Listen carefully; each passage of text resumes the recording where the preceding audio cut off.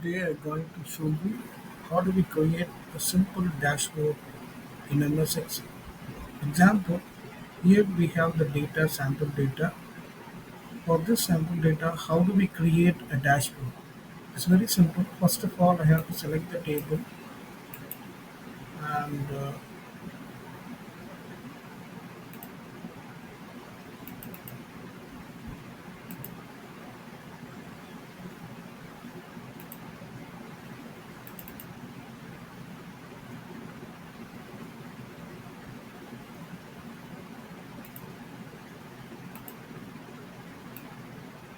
select the table.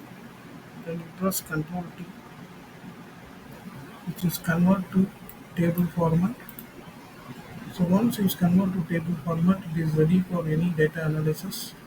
Then I go to for insert, pivot table from table range. I choose the pivot table. So in pivot table we have four options. I'm going to choose sales is my value. So it can be categorized by the region.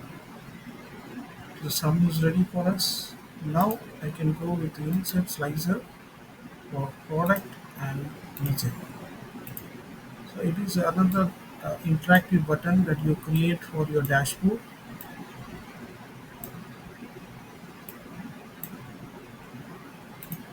You can also insert a chart for it.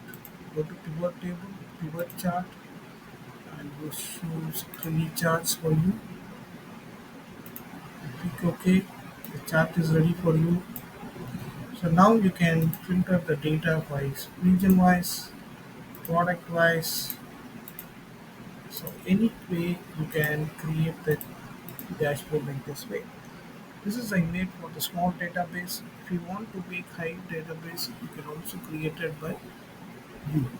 If you have any doubt on this, please comment us.